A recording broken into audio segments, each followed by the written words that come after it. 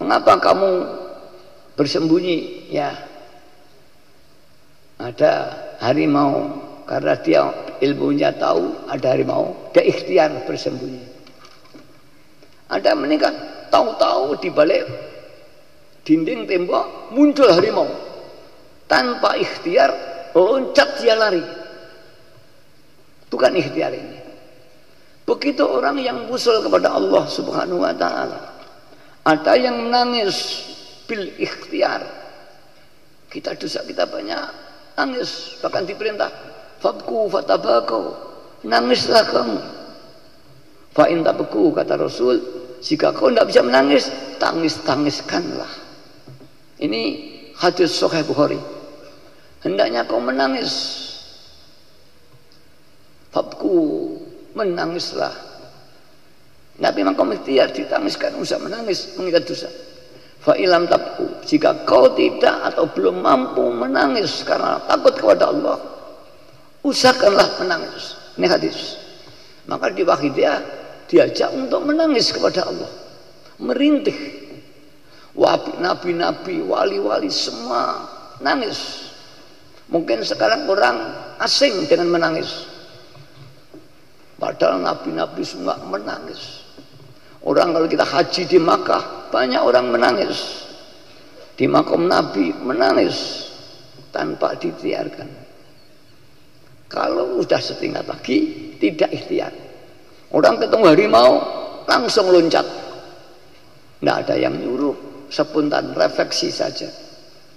Begitu orang yang telah ditajali oleh Allah. Apa tajali itu? Menampakkan Allah dengan sifat nur sifat-sifatnya, bahkan dengan tajali dengan nur zatiyahnya Allah, hingga mata hatinya montobiati alam miratil qalbi, kebesaran Allah tergambar di hati orang yang telah usul tadi. Spontan dia, kalau dia ditajali dengan kuhannya Allah, gemetar dia. Ya gemetar aja. Mengapa kau gemetar? Enggak tahu aja, gemetar. Bahkan akalnya enggak sadar. Karena yang ditajali kolbunya, hatinya. Otaknya belum melihat. Tahu gemetar. Enggak tahu sebabnya dia sendiri. Tahu menangis.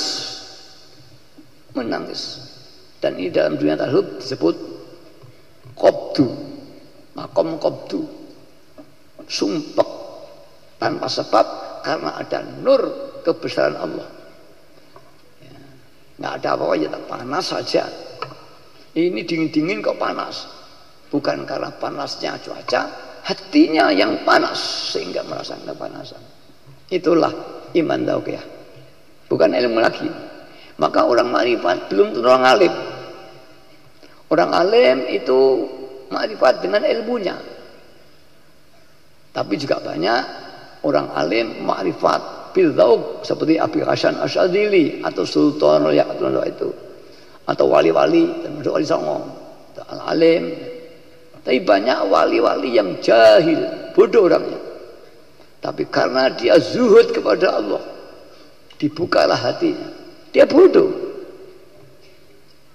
Dulu ada seorang waliullah yang masyhur di Kediri, namanya Mbah Kiai Haji Muhammad Mubashir Munzir. Ini viral di tanah Jawa, kalangan ulama mengenal. Orangnya bodoh, sejak kecil jazak. Orang ketinggi besar, tampan, syariatnya sangat terjaga. Ini Mbah Kiai Munzir, bodoh. Tapi dia dibukakan hatinya oleh Allah Subhanahu wa ta'ala. Difutuh ainul basyirahnya, apa yang tertutup, tersimpan di alam, Allah membuka sehingga dia beri faham. Orang Jawa menyebut waskito dan sebagainya, kalamnya ijabah. Tidak bisa ngaji, tapi dia tahu hukum-hukum, tahu itu karena diberi ilmu laduni dari Allah berupa informasi langsung. Banyak wali-wali bodoh. Karena apa? dia mencapai ma'rifat bukan dengan ilmu, dengan hidayah Allah ditajalli. Seperti orang Indonesia belajar bahasa Arab, belajar bahasa Inggris, ini bil ilmi. Tapi orang Arab, orang Inggris, dia tidak pernah sekolah, bahasa Inggrisnya, bahasa Arabnya lebih bagus daripada dosen di sini. Karena yang dosen belajar dengan ilmu, sedangkan orang Arab dan Inggris merasakan, karena dia hidup di Arab. Itulah gambarannya. Dia lebih bagus daripada bahasa Inggrisnya dosen dan di sini secara praktis. Mungkin secara ilmiah, ya pandai dosen Inggris atau sastra Inggris. Dalam bahasa Arab mungkin kalah dengan ulama-ulama ahli nahwu sorob, tapi hanya ilmu dia. Tapi orang Arab, oh tidak. Bahkan Rasulullah SAW tidak sekolah. Hadis-hadisnya bahasanya sharih dan baligh, sempurna. Bukan dengan ilmu Rasulullah. Memang dia orang Arab. Ya begitulah iman kepada Allah. Lantas yang bagaimana sih makrifat itu? Ini saya beri pengantar.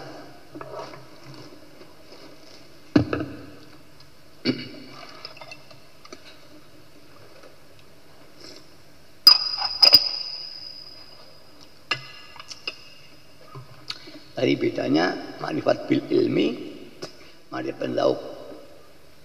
Maka istilahnya dalam tasawuf ditajalli, Allah menampakkan. Bukan seperti kita menampakkan, bukan. Allah menampakkan. Katanya Allah menampakkan nur-nur asma'nya Allah.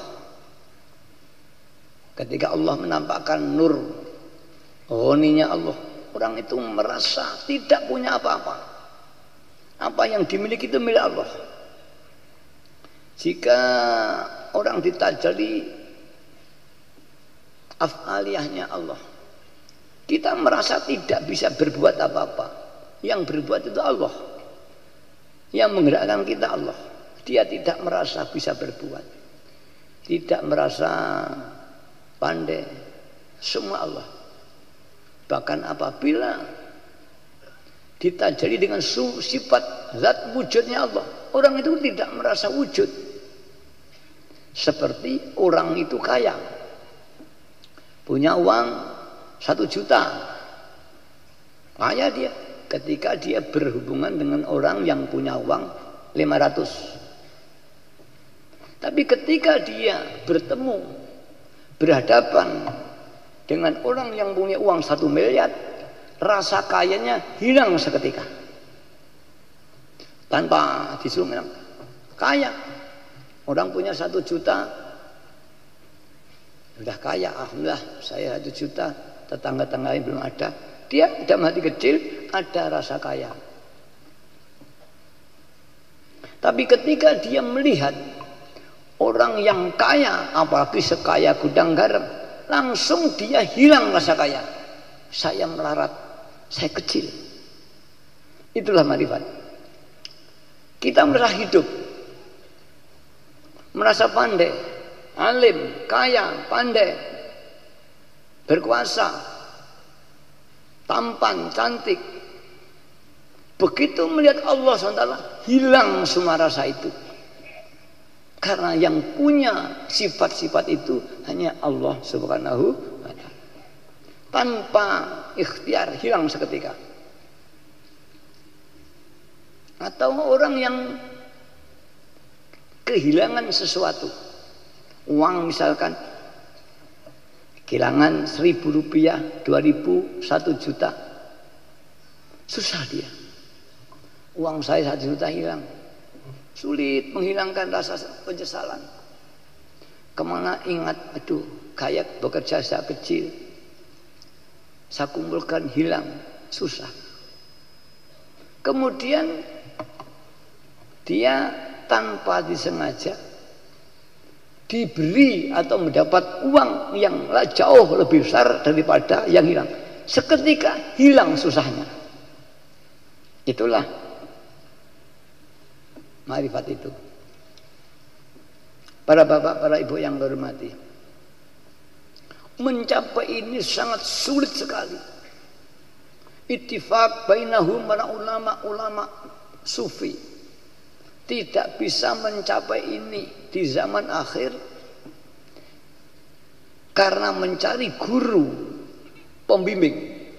Pengertian guru di sini adalah membimbing hatinya si murid menuju pada Allah, bukan guru di madrasah, bukan guru di SD, bukan guru di SMP, bukan guru di pondok-pondok, bukan. Itu guru di SD, SMP itu menceritakan ilmu saja, bukan ilmu yang diberikan, menceritakan ilmu. Namanya riwayatul ilmi, bukan ilmunya. Ilmunya yang beri Allah Subhanahu wa ta'ala.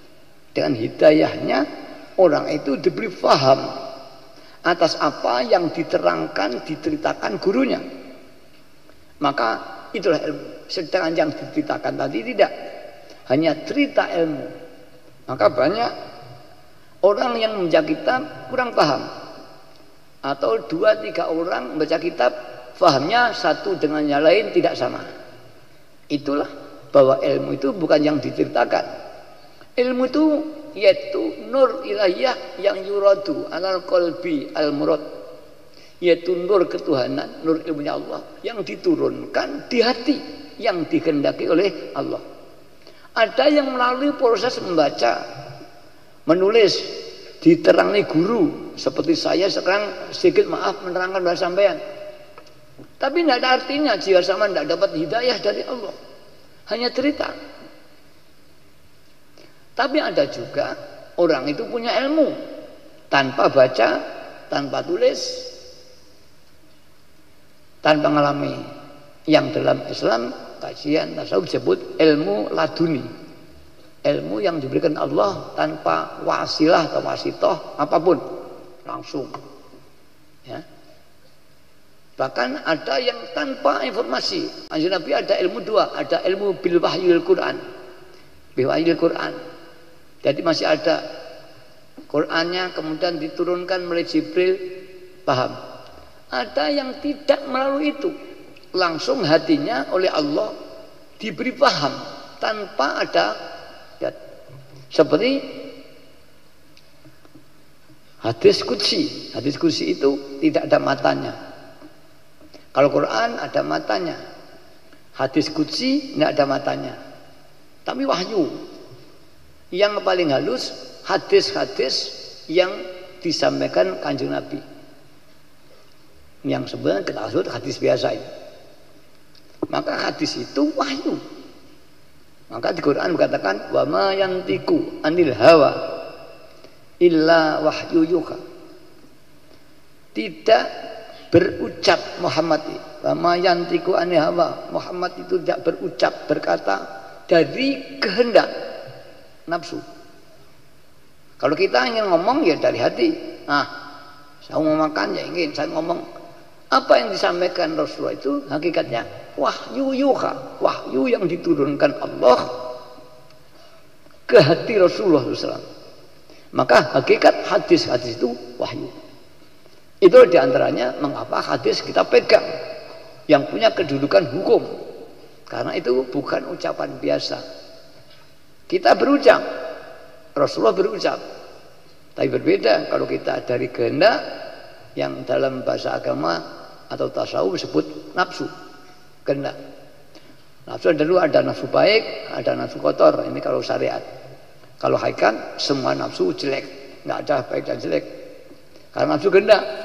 Barang siapa yang melakukan karena kehendak berarti bukan karena Allah. Walaupun baik, saya tak ibadah biar dapat surga. Nah, itu kalau orang syariat ya bagus. Tapi kalau sudah iman tinggi ya tidak karena Allah, karena ingin surga. Maka kalau kajian yang lebih tinggi semua nafsu jelek, tidak ada isabek. Neng kalau ukuran syariat untuk umum ada nafsu baik, nafsu jelek, nafsu amarah, nafsu ya lawamah dan sebagainya. Para hadirin hadirat yang kami hormati, itulah marifat. Dan ini sulit untuk mencapai ini karena harus ada guru yang mampu menerangkan. Itu tadi Kanjeng Nabi turunkan. Kanjeng Nabi semua wahyu. Maka Kanjeng Nabi kalau ditanya apa-apa, jika pada Anda ada, Rasulullah diam dan mohon pada Allah turun wahyu. Itulah bedanya kita. Maka Nabi adalah ucapannya adalah hadis yang bisa harus kita pakai sebagai dasar hukum. Para bapak, para ibu yang saya hormati, itulah ilmu ada dua. Begitu makrifat yang zauqiyah, ini orang bebas, bersih betul karena dia ditajali oleh nur-nur ilahiyah, nur ketuhanan, baik itu af'aliyah, asma atau zatiyahnya. Jika dia melihat tajalnya Allah af'aliyah, dia tidak berbuat aku gerak yang gerakkan Allah, aku melihat Allah yang melihatkan, tidak merasa bisa melihat. Dia mendengar Allah yang mendengar, melihat lampu Allah yang menciptakan. Sehingga setiap dia bergerak, setiap dia melihat, langsung terlihat Allah. Bahasa yang lebih diwakilkan, teringat Allah, oh ini Allah, merasa di hati. Itulah makrifat. Orang punya ilmu belum tentu, bahkan makin ilmu makin merasa ngalim orang itu. Maka dalam kajian tasawuf kalau tidak tepat, ilmunya memberi hijab kepada orang salikin itu sendiri. Karena menghadap Allah dengan perasaan tidak memiliki apa-apa. Sementara orang alim merasa alim, timbul takabur, timbul merasa lebih baik dari yang lain. Itulah maka terjadi mahjub bi ilmihi, tertutup dengan ilmunya. Itulah sulitnya bab ma'rifat.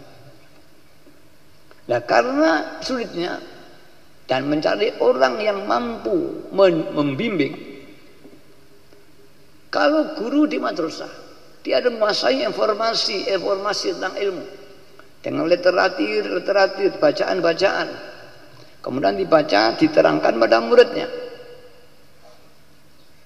Nah, ini orang menerangkan dengan menuntun akalnya dengan informasi, ilmu nanti bersamaan dengan hidayahnya Allah menuntun akal dan hatinya orang untuk paham dengan apa yang disebutkan dalam cerita ilmu tadi. Ini namanya orang mulai paham. Tapi yang nonton bukan gurunya ini. Hidayah Allah yang dilibatkan cerita ilmu tadi. Hakikatnya hidayahnya Allah dilibatkan cerita ilmu. Ada hidayah Allah tanpa bila ilmu, langsung tanpa perantara.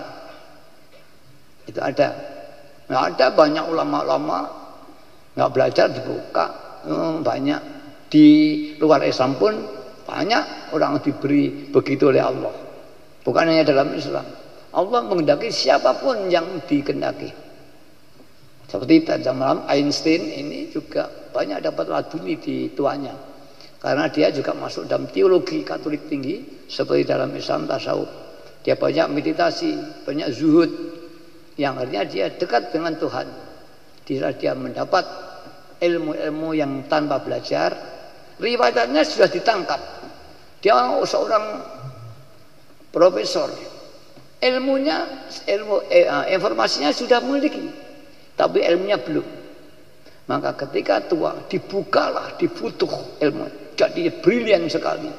Ilmu-ilmu tadi yang sebelumnya kurang paham, ilmu-ilmu yang sebelumnya tidak bisa memanfaatkan, terbukalah.